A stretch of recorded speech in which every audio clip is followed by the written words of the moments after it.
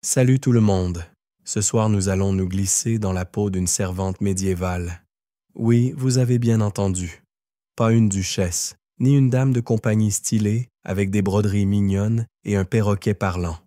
Non, vous êtes la servante, celle qu'on oublie, celle qui se réveille la première et dort quand les autres rêvent déjà depuis longtemps. Imaginez, vous êtes étendu sur un tas de paille vaguement aplati, coincé dans un coin sombre du dortoir glacé, entre deux autres corps aussi frileux que le vôtre.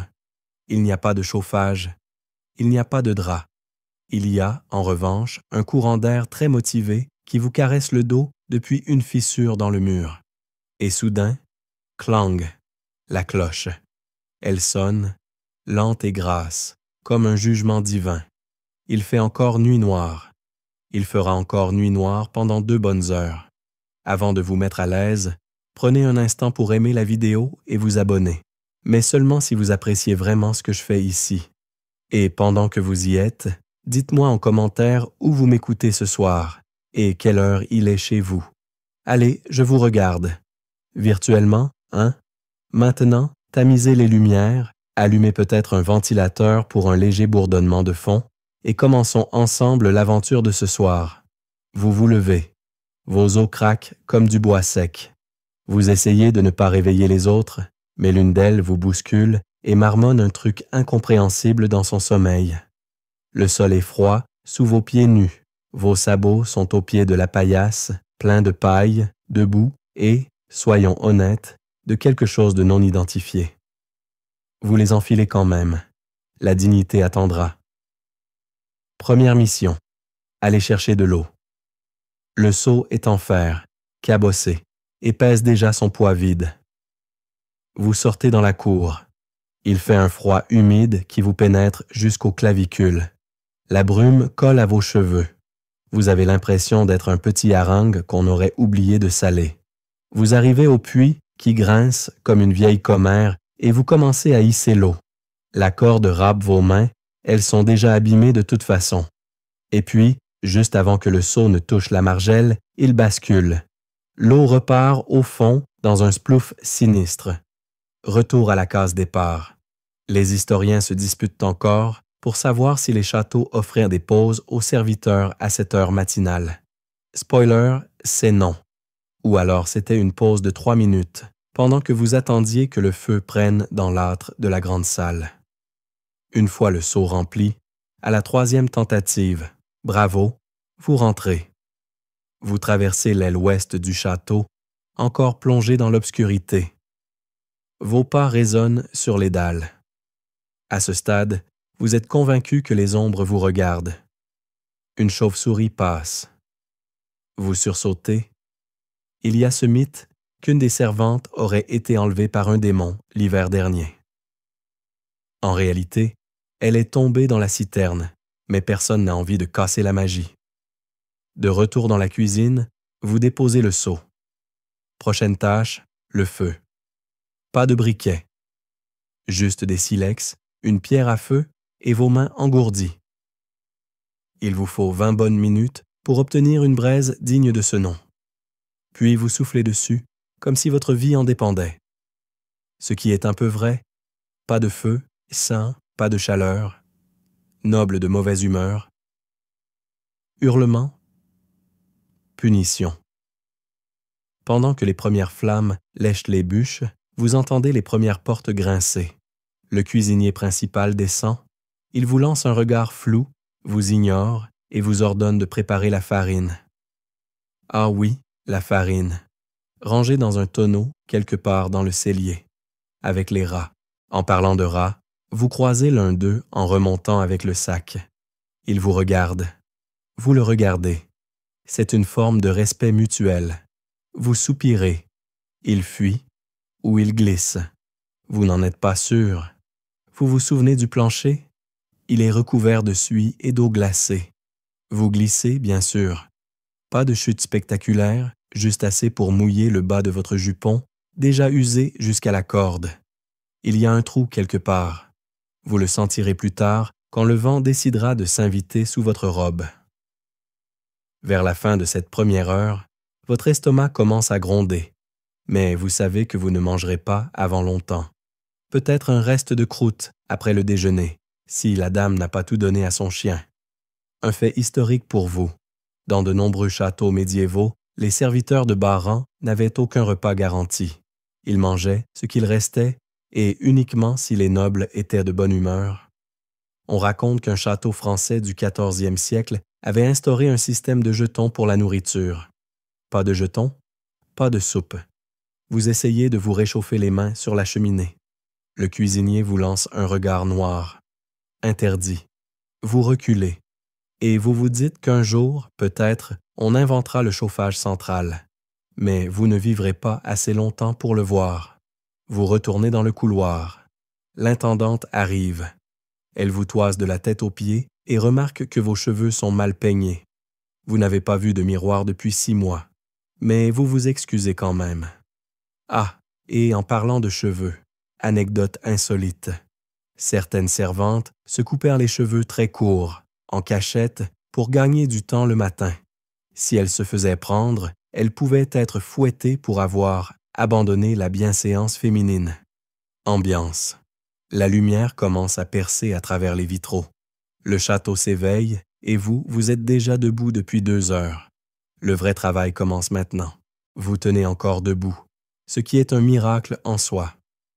Vos jambes tremblent, vos doigts sont sales et votre dos vous envoie déjà des signaux de détresse.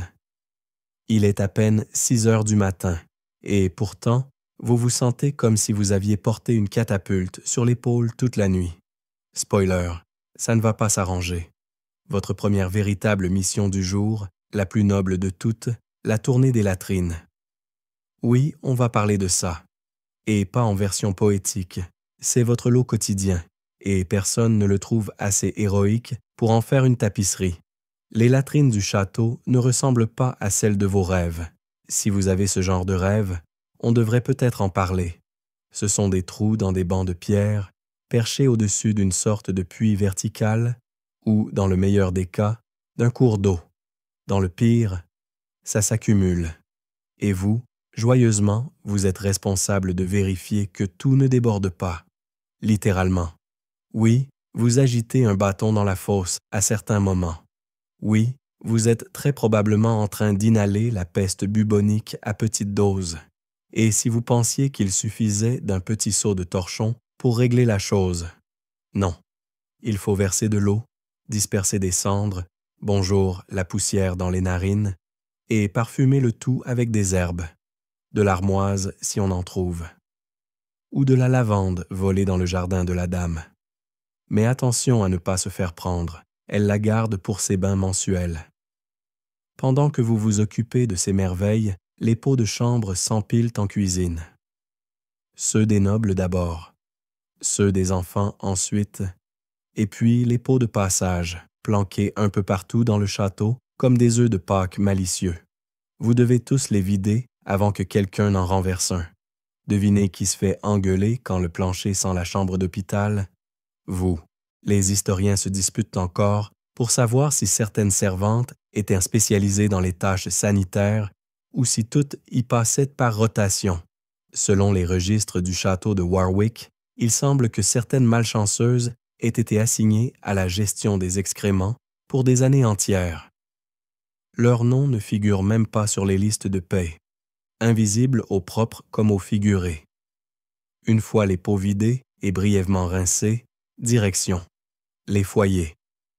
Tous les feux doivent être allumés ou entretenus, et vous ne parlez pas seulement du grand hall.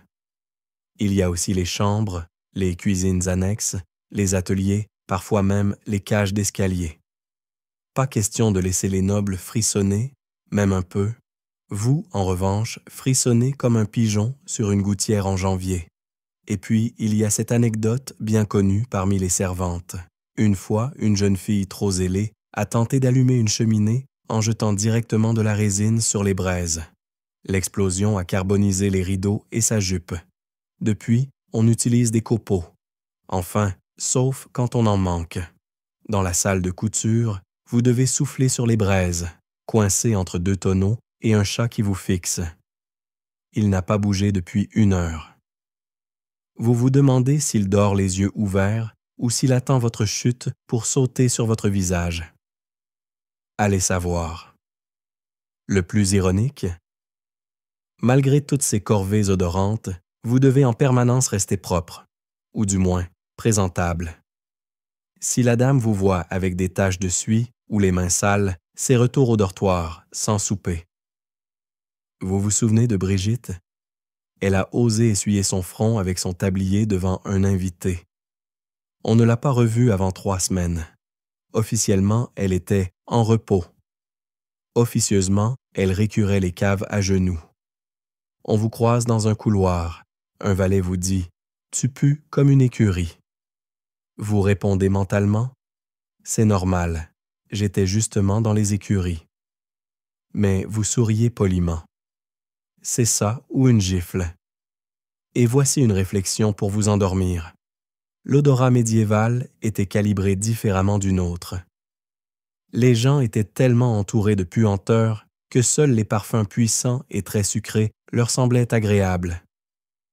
D'ailleurs, les nobles ne se lavaient pas autant qu'on le pense, mais exigeaient que tout autour d'eux sente bon. Devinez qui faisait cette magie olfactive? Vous, les bouquets de plantes écrasés et les sachets d'herbes planqués dans les armoires. À midi, quand vous traversez le château avec un tas de bûches, quelqu'un laisse tomber un commentaire. Une vraie fourmi, cette fille. Vous hochez la tête. Mais une fourmi n'a pas de corset. Ni de migraine, à force de supporter l'odeur du vinaigre bouilli, qu'on vous oblige à inhaler pour se purifier l'âme. Ah, et cette histoire favorite des servantes, le jour où un noble, un peu pompette, s'est assis par erreur sur son propre pot de chambre. Il a hurlé, a exigé qu'on fouette le coupable, vous, pour avoir déplacé le meuble. Vous étiez pourtant à l'autre bout du château. C'est là qu'on apprend à sourire en pleurant. En fin de matinée, vos bras sont engourdis, votre dos vous fait hurler silencieusement et vos yeux piquent. Vous sentez le feu, l'urine et la menthe sauvage. Un combo qui ne séduira jamais personne. Vous avez nettoyé 20 pots de chambre, allumé une 12aine de feux, récuré 3 latrines, vidé un bac à ordures où vous avez vu un rat aussi gros qu'un chien miniature, et tout ça avant le déjeuner. Et ce déjeuner, vous n'y avez pas droit. Pas encore. D'abord, il faut le cuisiner pour les autres. Le soleil est enfin bien levé. Mais vous êtes en train de vous effondrer intérieurement. Le feu que vous avez allumé ce matin chauffe maintenant une marmite géante dans la cuisine. Dedans, une bouillie. Épaisse, grise, innommée. Ça sent vaguement le chou, le rance et le renoncement. C'est le petit déjeuner des nobles. Et non, vous n'y goûterez pas. Vous touillez lentement une grande cuillère en bois dans les mains, comme si vous meniez un rituel païen. Vous avez une faim qui vous fait légèrement trembler, mais vous savez très bien que le contenu de cette marmite ne vous est pas destiné. Il ira directement dans les écuelles de la haute, sur des nappes brodées que vous devrez laver demain, même si personne n'y a posé une goutte. C'est le privilège de l'élite, salir symboliquement. Vous ouvrez le garde-manger. Là, derrière les tonnelets d'orge et les sacs de pois secs, se cache le pain. Ou plutôt, les pains. Les beaux sont pour les maîtres. Blonds, rebondis, ronds comme des lunes. Mais vous lorgnez sur celui du fond. Une vieille croûte noircie, vaguement moisie à une extrémité. Vous la cachez sous votre tablier avec la discrétion d'un chat voleur de poissons. Vous mordrez dedans quand personne ne regardera. Peut-être. Les historiens se disputent encore pour savoir si les servantes avaient des pauses repas fixes ou si elles mangeaient à la volée, entre 2 ordres aboyés. Certains textes parlent d'une ration à midi, d'autres d'un régime basé uniquement sur les restes. Autant dire que vous êtes probablement sur le régime espérance et miettes. Une fois la bouillie prête, vous la versez dans des bols en étain qui vous brûlent les doigts. Vous grimpez les escaliers, plateaux à bout de bras, en évitant les enfants qui courent déjà partout en hurlant des psaumes déformés. L'un d'eux vous pousse dans le dos, pour voir si vous tombez. Vous ne tombez pas. Mais la goutte de porridge qui dégouline sur votre jupe ne ment pas. Vous êtes proche du point de rupture. Vous arrivez dans la salle à manger. Les nobles sont assis, les visages à peine réveillés, enveloppés de fourrure et déjà légèrement agacés par tout ce qui les entoure, y compris vous. Vous déposez les plats. On ne vous regarde pas. Ou alors seulement pour vous demander du miel, ou râler parce que la cuillère est trop chaude. Vous vous souvenez de ce matin? Quand vous avez glissé sur le plancher humide? Eh bien, maintenant, il faut servir en marchant sur ce même sol. Mais cette fois, vous portez un pichet d'hydromel. L'angoisse est réelle. Une seule goutte sur la nappe, et vous retournerez frotter les pierres du cellier avec une brosse à dents, ou son équivalent médiéval, une touffe de crin. À un moment, un des seigneurs vous demande si la bouillie a été préparée avec ferveur. Vous hésitez à lui répondre que vous l'avez bénie avec vos larmes de fatigue, mais vous vous contentez de sourire. Toujours sourire. C'est la seule armure gratuite du château. Et puis, il y a cette anecdote. Vous l'avez entendue dans la buanderie, racontée par une vieille servante édentée. Un matin, une fille comme vous a goûté une cuillerée de bouillie avant de la servir. Juste une. Elle a été surprise, dénoncée et punie. Comment? On lui a rasé la tête, symboliquement, pour laver l'affront à la table. Depuis, plus personne n'ose voler une miette. Même vous, avec votre croûte cachée, vous vous demandez si ce n'est pas trop risqué. En redescendant en cuisine, vous croisez le boulanger qui apporte de nouveaux pains. Leur odeur est si divine que vous avez un moment d'absence. Vous lui dites bonjour. Il ne répond pas. Il siffle. Il a tous ses doigts, contrairement au garçon qui s'est coupé en tranchant du lard la semaine dernière. Il n'a plus qu'un demi-pouce. Personne ne s'en est vraiment ému. Il est remplaçable. À la cuisine, vous avez une mission. Beurrer des tranches pour les enfants. Mais le beurre est dur comme la pierre. Vous vous servez d'un couteau émoussé. Votre poignet hurle. Le résultat, des copeaux de beurre plus fins que des pétales de rose, posés sur du pain rugueux. Si quelqu'un se plaint, c'est encore sur vous que ça tombera. Un fait historique tient. Au XIVe siècle, dans certaines cours européennes, le pain n'était pas destiné à être mangé. Il servait d'assiette. Les tranches épaisses, appelées transes, accueillaient les plats en sauce. Ensuite, on les donnait aux pauvres, aux chiens, ou on les recyclait dans la soupe. Un peu comme vous, utile puis oublié. Quand tout est servi, vous retournez dans un coin de la cuisine. Il ne reste rien. Pas même une goutte de lait.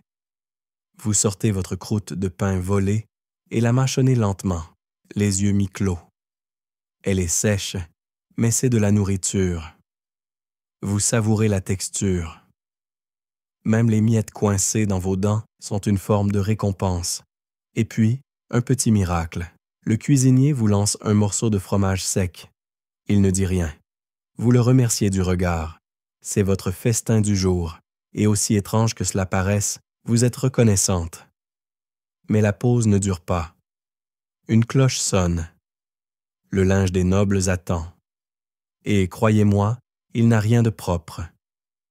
Vous essuyez vos mains sur votre jupe, vous vous levez et vous repartez. Pas de sieste digestive pour vous. Le linge. Ah, le linge. Rien que le mot vous donne envie de soupirer ou de vous évanouir délicatement dans une corbeille à torchons. Et pourtant, c'est votre prochaine destination. Le soleil est maintenant haut dans le ciel, mais vous n'avez pas eu une seule minute de répit. Vous grimpez l'escalier qui mène à la buanderie avec le rythme d'une personne qui a vu trop de lune et pas assez de coussins. La buanderie est une pièce à part, vaguement protégée du froid, mais saturée d'humidité. Des cordes pendent du plafond, pleines de chemises, de braies, de capes, de linge d'autel et d'une collection de mouchoirs brodés qui n'ont pas été utilisés pour se moucher. C'est au moins ça. L'air sent le savon cendré, le linge mouillé et la fatigue collective. Vous êtes là pour frotter. Encore, encore, encore. Vous vous agenouillez devant la grande bassine.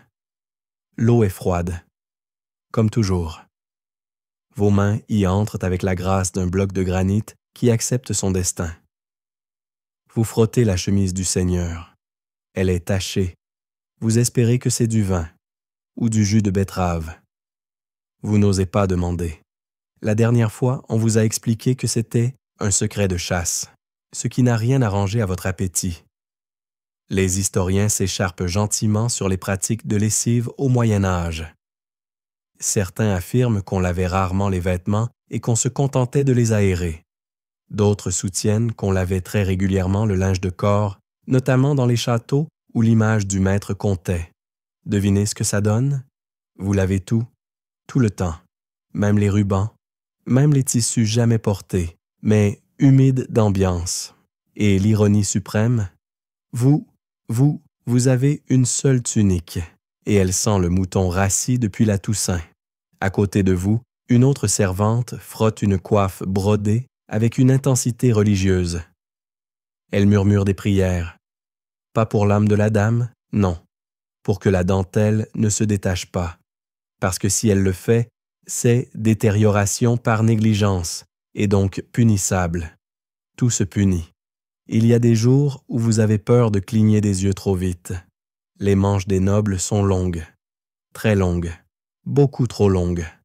C'est comme si chaque centimètre supplémentaire sur un vêtement était un message passif-agressif à l'attention des domestiques. Frotte plus, pauvresse. Et puis, il y a le séchage. On ne jette pas ça sur une corde comme une vieille serpillière, non. Il faut l'étendre avec art. Pas de plis, pas de coins repliés, pas de corde qui marque la soie. Tout doit être parfait, surtout si la dame du château a prévu de peut-être essayer une robe juste pour voir comment elle tombe à la lumière de midi. Pas pour la porter, non, juste pour essayer. Anecdote favorite des buandières. Une servante du château de Chinon a été accusée d'avoir brûlé accidentellement la chemise de nuit de sa maîtresse en la repassant trop près du feu. La chemise était en lin fin, brodée d'or. La punition? On lui a rasé les sourcils. Oui, les sourcils. Symboliquement, pour ôter son honneur. Pratique très tendance chez les gens cruels et créatifs. Vous vous souvenez de votre croûte de pain? Elle vous tient encore au ventre. Mais l'effort de laver, essorer, porter, étendre et plier le linge commence à vous donner la nausée. Vos bras tirent, votre dos siffle et vos mains sont rouges comme les joues d'un moine qui vient de surprendre un tableau de nu italien. Il y a aussi les odeurs. On pourrait croire qu'après le nettoyage, tout sent bon. Faux. L'eau sale, stagnante, qui reste après le lavage, sent pire qu'une cave à fromage oubliée. Et vous devez la jeter vous-même, dans une rigole, à l'autre bout du château, ce qui implique une promenade de 200 mètres avec un seau dégoulinant, tout en évitant de croiser la dame dans ses sandales de velours. Elle déteste les flaques. Et c'est là que vous réalisez que vous avez oublié quelque chose. Un détail minuscule, un coin mal plié, une tache résistante. Vous le savez avant même que l'intendante ne le remarque. Vous le sentez dans vos tripes. Elle arrive, elle inspecte, elle s'arrête, elle prend la robe, lève un sourcil, soupir dramatique. Elle ne dit rien. Elle vous tend juste la robe. Vous la reprenez. Vous recommencez.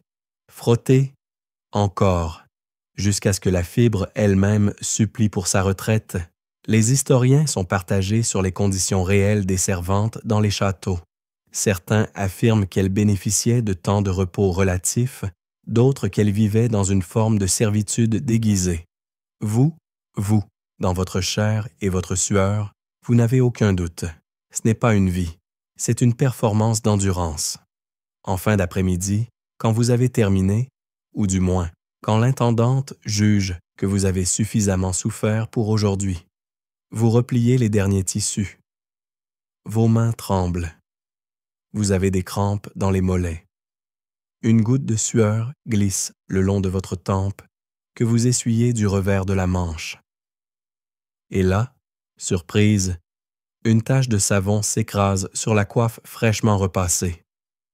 Vous fermez les yeux. Respirez. Vous comptez jusqu'à 10. Puis vous refaites la coiffe. Vous pensiez peut-être avoir vu le pire, mais non, car voici le vrai sommet de l'absurdité hiérarchique.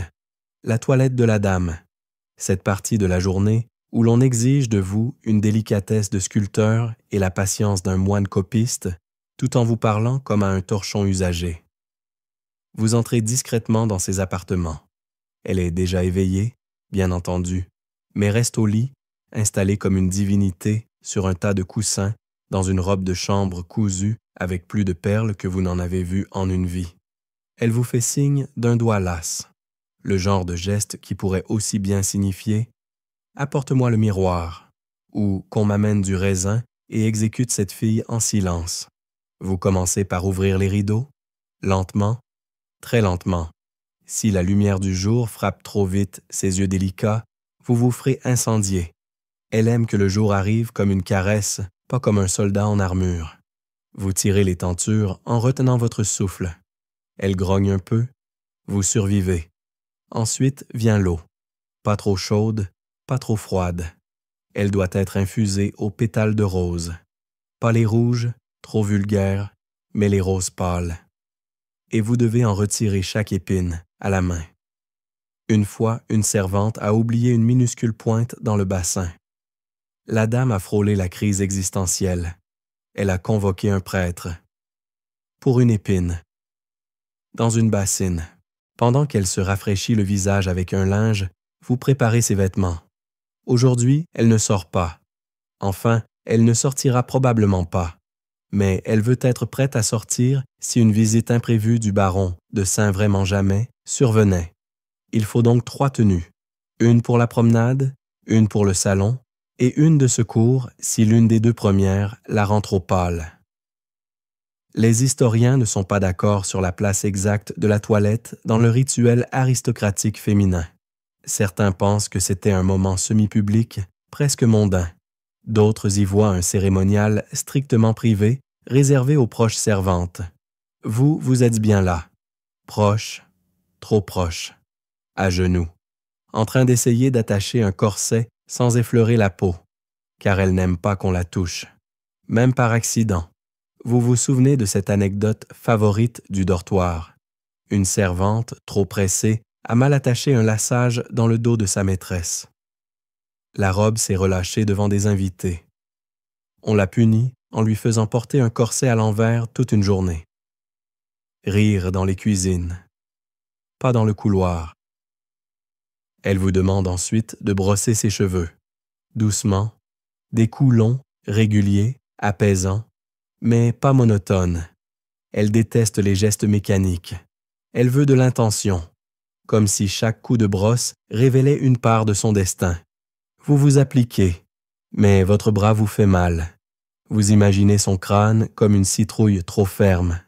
Puis vous chassez cette image. Pour votre propre sécurité. Elle vous parle entre 2 soupirs. Pas pour vous consulter, pour vous occuper. Elle évoque le rêve qu'elle a fait, un dauphin dans un lac, et vous demande ce que cela signifie. Vous ne savez même pas à quoi ressemble un dauphin. Vous improvisez. Elle vous trouve délicate, mais un peu lente d'esprit. Vous souriez. Bien sûr. Toujours. Elle décide ensuite de changer de tenue. Celle-ci la rend trop mélancolique. Vous l'aidez à retirer chaque pièce, puis à enfiler l'autre. Et encore. Vous faites de votre mieux pour ne pas penser au fait que vous n'avez pas changé de robe depuis 2 semaines. Ni de jupon, ni de chemise. Ah, la chemise. Celle qu'elle porte en dessous. Un lin si fin qu'on le voit au travers. Vous devez la replier avec des gants. Pas les vôtres, les siens. Et si vous les oubliez, adieu, sieste mentale. Un fait historique amusant, ou non, dans les grandes maisons seigneuriales, les vêtements de la dame étaient souvent plus précieux que son mobilier.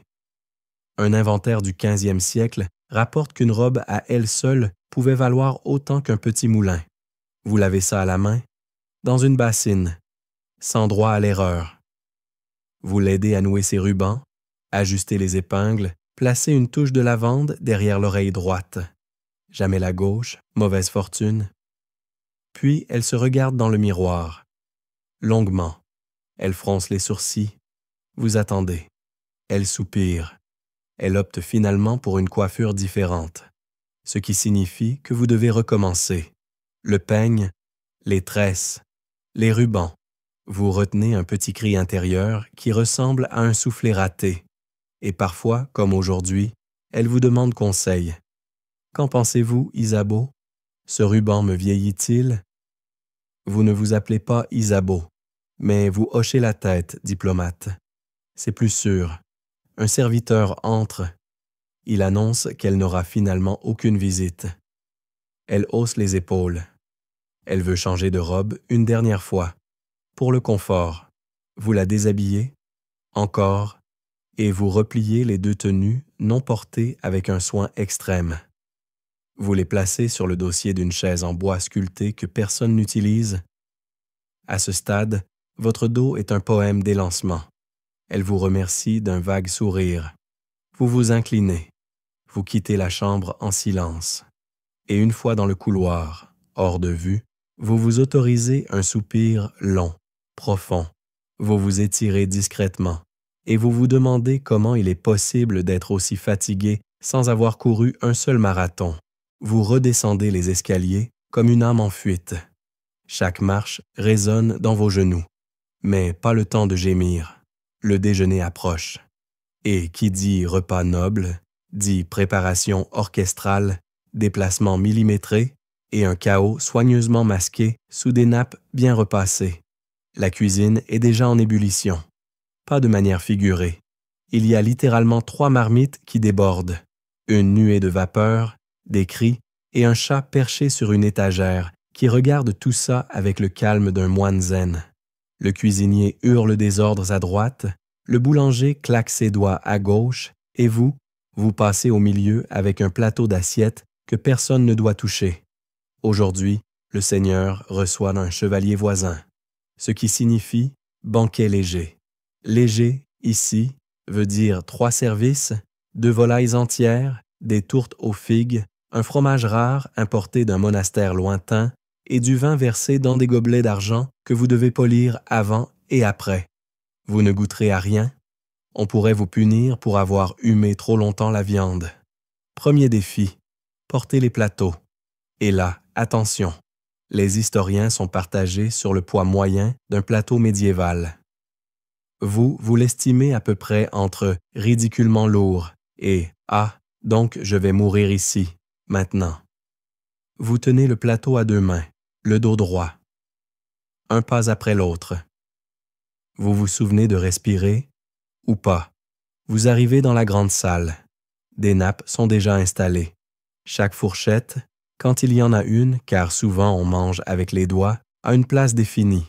Vous posez les plats avec le soin d'un chirurgien médiéval, c'est-à-dire sans anesthésie, mais avec concentration.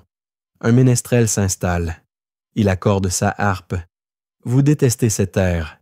Il le joue à chaque repas. Chaque repas. Mais vous souriez. Le sourire est l'armure des invisibles. Le banquet commence. Les nobles parlent fort, rient, renversent un peu de vin et se moquent des jeunes écuyers. L'un d'eux lâche une blague salace sur les vierges dans les tours. Vous êtes juste là, à côté, mais ce n'est pas à vous qu'on parle. Vous êtes un meuble qui bouge. Soudain, un chien. Oui, un vrai chien, grand, poilu, vaguement noble lui aussi. Il s'approche de la table, l'air de rien. Vous le connaissez. Il est sournois. Et hop, d'un bond, il attrape une cuisse de faisan sur un plat que vous venez de poser. Il court. Un noble rit. L'autre s'énerve. Et devinez qui se fait gronder? Vous. Pourquoi n'as-tu pas chassé le chien? Comme si vous pouviez tenir un plateau de 8 kilos et faire fuir un molosse d'un clin d'œil. Anecdote savoureuse.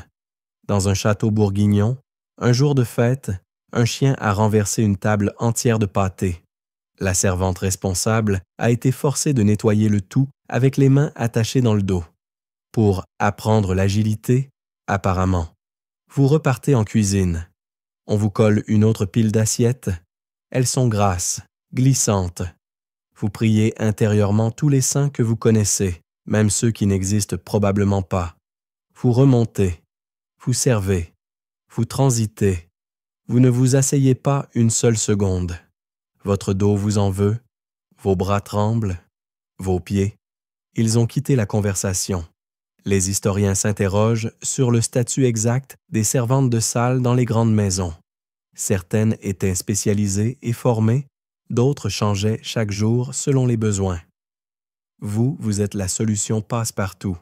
L'ustensile humain compose là où il manque une main. Et puis, bien sûr, vient le moment du vin. Ah, le vin! Noble nectar qui doit être versé sans éclabousser, sans goûter, dans la bonne coupe, au bon moment, sans oublier le toast à venir. Vous êtes responsable de ce rituel. Un geste de travers, et le Seigneur lève un sourcil. 2 gouttes sur la nappe, c'est la potence. Métaphorique. Enfin, vous espérez. Un des convives vous demande votre nom. Il le répète mal, puis il vous compare à un oiseau. Vous avez des jambes de cigogne? Vous ne savez pas si c'est une insulte. Vous souriez. Toujours. Encore. Le repas dure des heures. À chaque service, vous espérez que ce sera le dernier. Mais non. Il y a toujours un dernier service. Une prune confite, un digestif, une anecdote à raconter autour d'un fromage rance. Vous êtes debout, l'esprit ailleurs, à rêver de silence et de paille moelleuse. Et au moment où tout semble enfin se calmer, le ménestrel joue une dernière note. Le Seigneur applaudit mollement. Les convives se lèvent. Vous vous apprêtez à souffler. Mais non. L'un d'eux laisse tomber sa serviette. Vous la ramassez, bien sûr, avec élégance. En pliant les genoux, comme on vous l'a appris, vous retournez à la cuisine. C'est là que ça commence vraiment. Le nettoyage post-banquet. Et vous savez déjà ce que vous allez y trouver. Des nappes tachées, des os partout, des miettes dans les endroits les plus absurdes, et parfois même un noble encore endormi sur un banc. Vous voilà de retour en cuisine, bras ballants, regard vide, odorat saturé par les effluves de viande refroidie, de bougies fondues et d'hommes qui n'ont plus peur de transpirer depuis le règne précédent. Le banquet est terminé, mais votre journée ne l'est pas. Loin de là. Devant vous, une scène de guerre alimentaire. Des assiettes en désordre, des serviettes tachées comme si quelqu'un avait voulu peindre avec du gras, des bols oubliés dans des coins, et un tonneau de sauce renversé qui s'est tranquillement infiltré sous la table principale.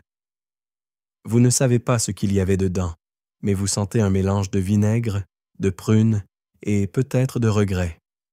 Vous enfilez votre tablier déjà sale. Vous attrapez un torchon encore humide. Vous soupirez, mais sans bruit. Il ne faut jamais soupirer trop fort dans une cuisine de château. On pourrait croire que vous vous plaignez, et ça, c'est dangereux. Vous commencez par les assiettes. Elles sont lourdes, glissantes, et certaines contiennent encore des restes de sauce gélatineuse qui résistent au frottement. Un valet passe derrière vous et laisse tomber un plat à vos pieds. Il rit tardot. Vous ne riez pas. Il vous lance une poignée de pois cuits. L'un d'eux se loge dans votre col. Charmant. C'est une tradition chez les garçons d'écurie. Les farces post-festin. Leur humour est d'une subtilité extrême, surtout quand il s'agit de jeter des légumes mous sur des personnes épuisées. Vous ne réagissez pas. C'est plus sûr. Vous êtes déjà la servante qui s'est pris un oignon dans la nuque le mois dernier. Un souvenir douloureux et légèrement humiliant.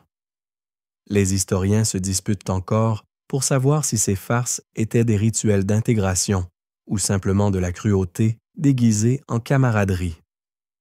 Dans votre cas, vous optez pour la seconde hypothèse, et si quelqu'un écrit un jour une chronique sur votre vie, vous espérez qu'il note « Elle a supporté les pois sans hurler ». Une anecdote populaire circule dans les cuisines. Un jour, une servante a riposté. Elle achetait une louche pleine de bouillie sur le page qu'il avait éclaboussé. Il l'a accusée de tentative de meurtre. Elle a été transférée dans un monastère pour y purifier son âme. Personne ne l'a revu. Depuis, plus personne ne jette rien. Enfin, presque, vous continuez votre nettoyage. À genoux, vous frottez le sol avec une brosse rêche. Vous tombez sur un éclat de verre. Votre doigt saigne un peu, mais vous l'essuyez sur votre tablier. Rien de dramatique. Vous avez connu pire. Le jour où une noix a roulé sous la table, vous avez failli vous briser le coccyx en glissant dessus. Personne n'a remarqué. Vous avez dû vous relever en silence, digne, comme si tomber était un geste sacré. Le Seigneur, lui, est parti digérer au soleil, ou dormir sur une chaise. Le chien, celui du faisan volé, est revenu vous regarder avec intensité. Il attend une autre cuisse, mais vous n'avez que des os. Vous les jetez dans un seau, tout en tentant de ne pas penser à ce que vous mangerez ce soir. Si vous mangez, il est maintenant temps de laver les nappes.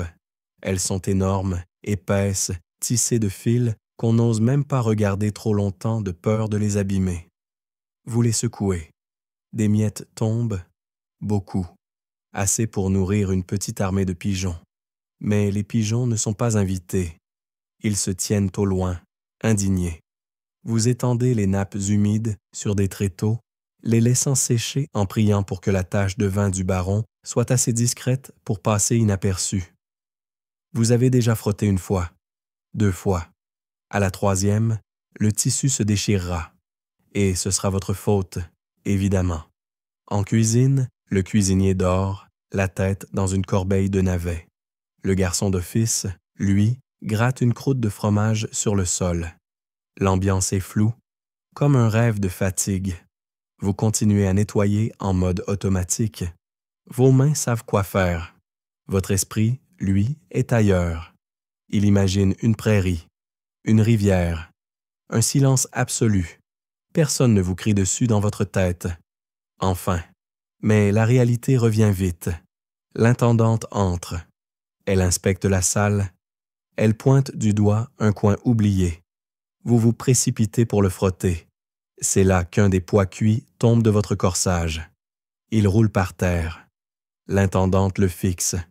Vous priez pour qu'elle n'ait aucune question. Elle ne dit rien. Elle sort. Vous relâchez enfin un souffle que vous reteniez depuis 10 bonnes minutes. Un fait historique digne de figurer dans vos songes.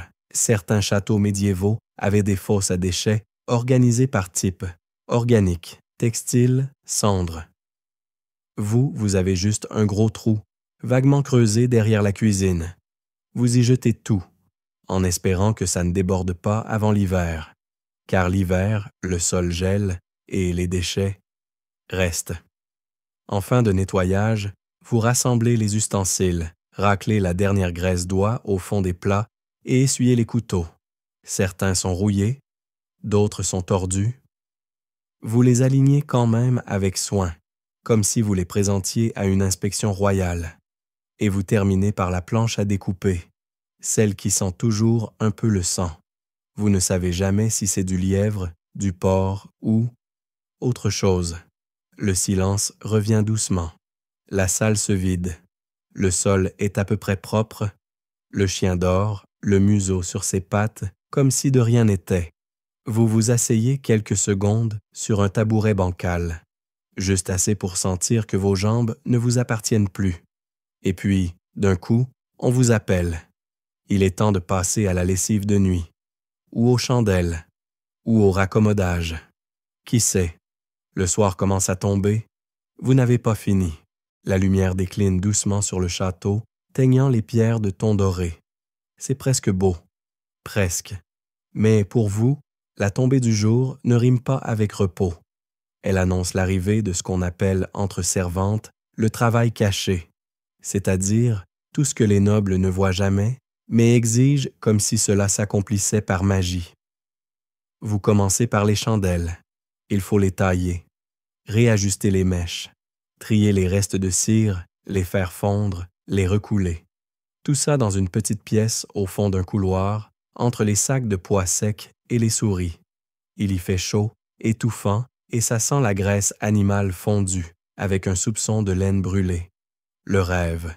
La cire vous colle aux doigts. La mèche s'effiloche. Une chandelle cassée? C'est un drame. La lumière compte ici, et s'il en manque une dans la chambre du Seigneur, on criera. Pas contre celui qui l'a éteinte, mais contre vous, bien sûr.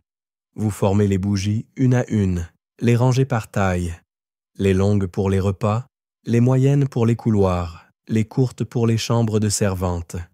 Parfois, vous en gardez une, discrètement, pour le dortoir, quand l'une des filles tousse trop fort pour dormir, puis direction la salle de couture. Vous y trouvez des piles de vêtements, ourlets défaits, chemises trouées, bas effilés. Vous vous asseyez, enfin, sur un petit tabouret, une aiguille à la main, et vous commencez à repriser.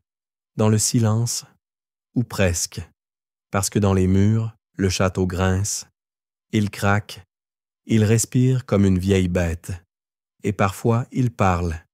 Anecdote bien connue. Un soir, une servante cousait seule ici, comme vous. Elle a entendu des pas. Elle a cru qu'on venait. Elle s'est levée, a appelé. Personne.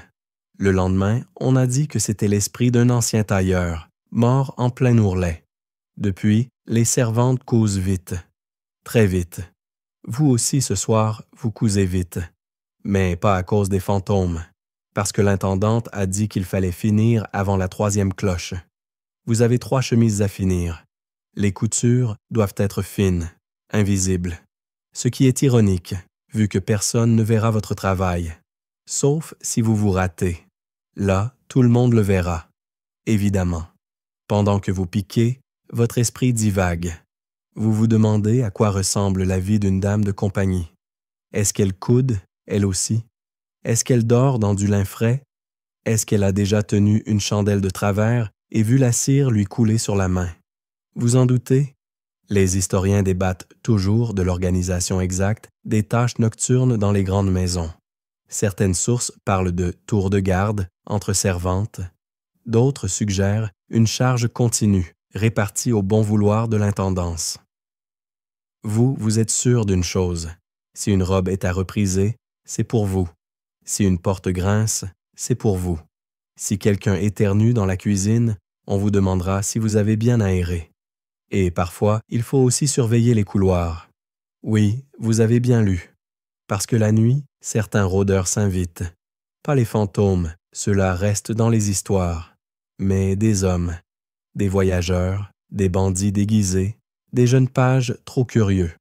Alors on vous demande, à vous, frêles servantes fatiguées, de faire la ronde dans les couloirs, avec une chandelle et un bâton. Vous avancez à pas feutrés. Le sol est froid. Votre jupe frotte doucement les murs. Vous passez devant les chambres.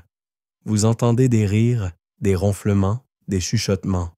Vous continuez. Un courant d'air éteint votre chandelle. Vous vous figez. Silence.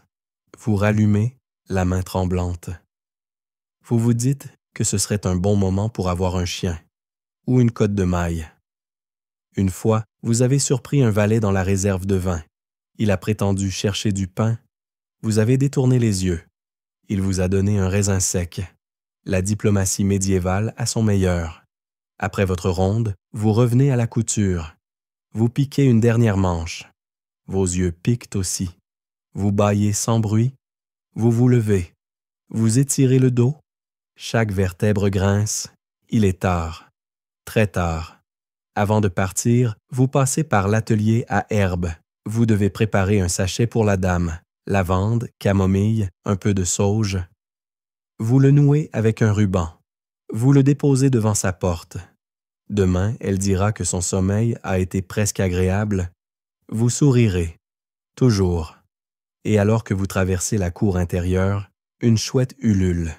Le ciel est clair, les étoiles brillent, et pour la première fois de la journée, vous levez les yeux. Juste quelques secondes. Puis vous poussez la lourde porte du dortoir. Il est temps de retrouver les autres. Si votre paillasse est encore libre. Vous entrez dans le dortoir en silence, comme un chat usé. Il fait sombre, l'air y est tiède, presque suffocant. Une chaleur humaine entassée, le parfum doux amer du sommeil collectif, de la laine mouillée et de fatigue distillée en humidité. C'est une pièce longue, Au plafond bas, où les lits ne sont que des paillasses alignées à même le sol, séparés parfois par un linge tendu ou un vieux rideau déchiré pour un semblant d'intimité. Vous avez la vôtre, là, tout au bout. Un petit coin entre le mur suintant et le coffre à ustensiles cassé. Vous avancez à tâtons. Quelqu'un ronfle doucement. Une autre parle dans son sommeil. Une troisième a laissé traîner son pied hors de la couverture. Vous enjambez tout ça avec l'élégance d'un faon mal réveillé. Et vous voilà enfin posée, assise sur votre paillasse, qui, rappelons-le, n'a pas connu le concept de moelleux. Vous la palpez rapidement, toujours les mêmes bosses, les mêmes brins de paille rigides. Votre couverture, un tissu qui gratte, vaguement humide, qui sent le savon rance et la soupe au pois. Mais vous souriez. C'est votre couverture. Vous la partagez parfois, mais ce soir, elle est tout à vous. Luxe suprême. Autour de vous, les filles murmurent. À voix basse, des confidences, des rires fatigués. Quelqu'un raconte comment elle a échappé à une tache de graisse sur une nappe. Une autre parle d'un page blond qui l'a regardé 2 secondes de trop. Des trésors d'anecdotes qui s'échangent dans l'ombre entre 2 bâillements.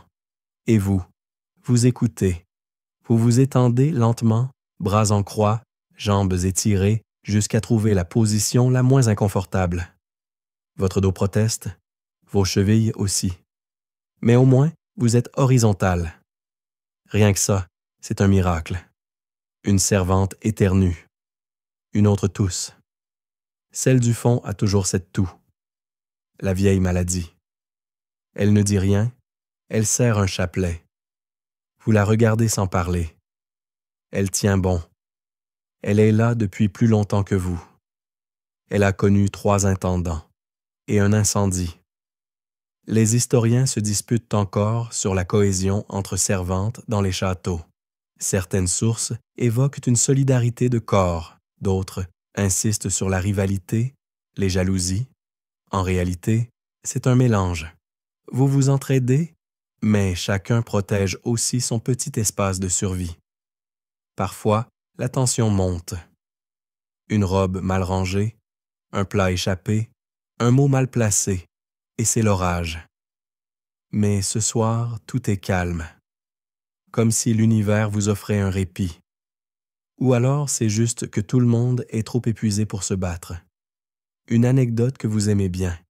On raconte qu'une servante du château de Malbrook dormait debout, appuyée contre le mur, pour ne pas se salir la robe.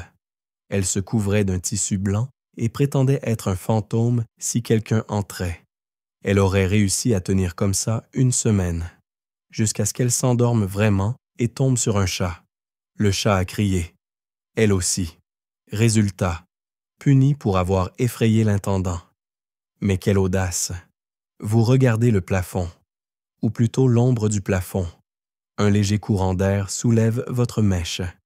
Vous vous demandez si demain, la journée sera plus clémente.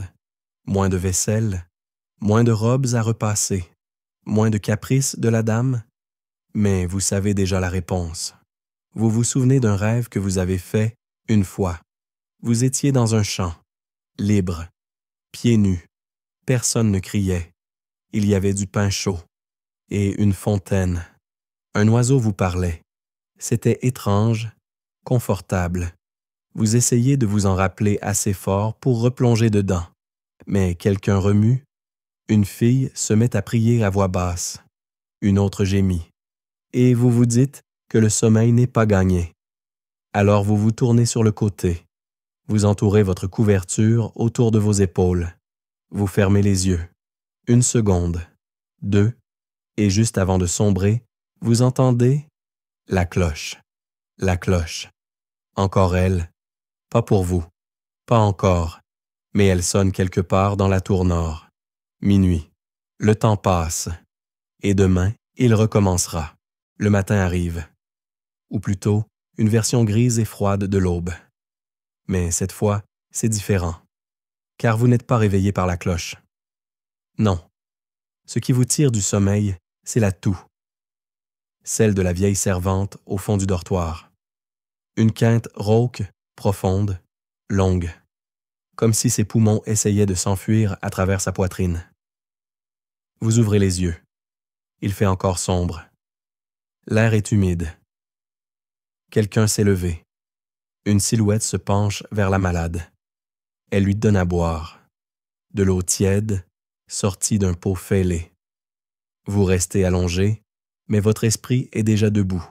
C'est reparti. Avant même que vos pieds ne touchent le sol, vous pensez aux tâches du jour. Les feux à rallumer, les habits à retrouver, les restes du banquet d'hier qui traînent sûrement encore dans un coin. Vous espérez, juste un peu, qu'il pleuvra. Pas parce que vous aimez la pluie, vous la détestez, mais parce qu'elle ralentit le château. Et ça, c'est presque du repos. Mais aujourd'hui, avant même de sortir du dortoir, vous êtes saisi d'un frisson. Un frisson ancien, que vous connaissez bien. Celui des choses pas normales. Quelque chose flotte dans l'air.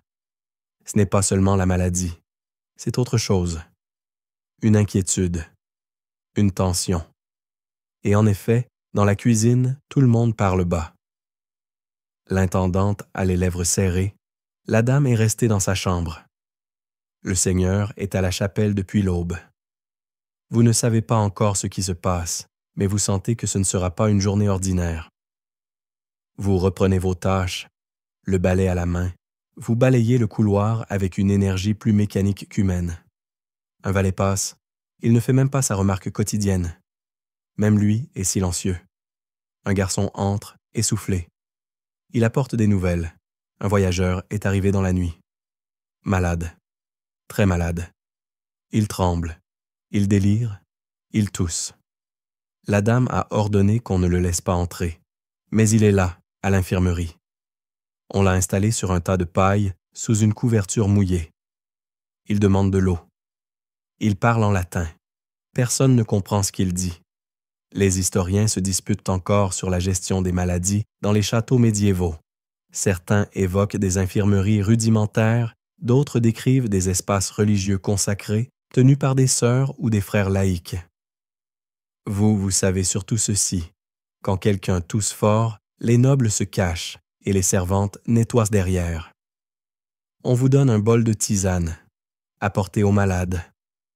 Vous ne dites rien. Vous prenez le bol. Il tremble légèrement dans vos mains. Vous sortez dans la cour. L'air est frais. L'aube est toujours grise. Le voyageur est là, étendu. Il vous regarde sans vraiment vous voir. Il murmure des choses. Son visage est pâle, ses lèvres fendillées. Vous lui donnez la tisane. Il en renverse un peu. Il vous saisit le poignet. Il dit « Sanctum, corpus, morbus ». Puis il lâche. Vous retournez en silence. On ne vous pose pas de questions. Vous déposez le bol vide. Vous vous lavez les mains avec du vinaigre, puis vous retournez au linge, parce que la journée continue, quoi qu'il arrive. Dans la salle de couture, une jeune servante vous demande « Tu crois qu'il va mourir ?» Vous ne répondez pas, parce que vous ne savez pas, et parce que vous avez un ourlet à terminer.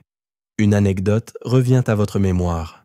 On racontait autrefois qu'un homme avait survécu à une terrible maladie, en dormant plusieurs jours sous une couverture de mouton imbibée de vin chaud.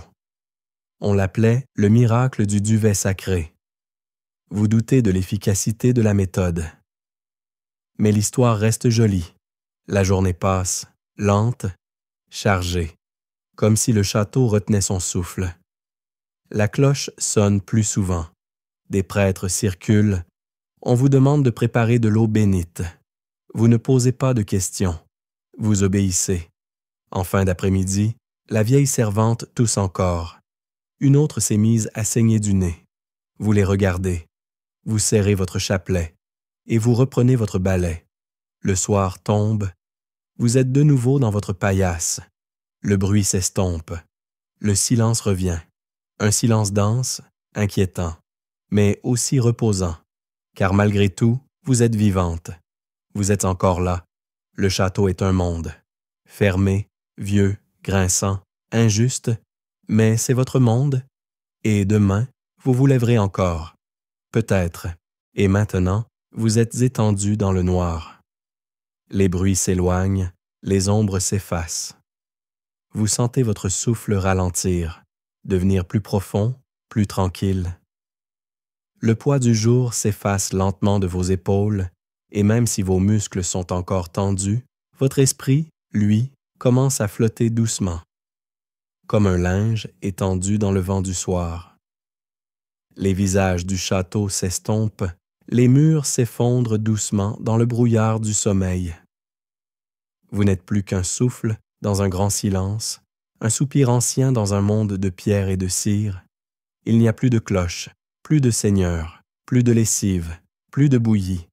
Il n'y a que vous, allongée, calme, vivante, et prête à rêver d'autre chose, d'un ailleurs. Faites de beaux rêves maintenant.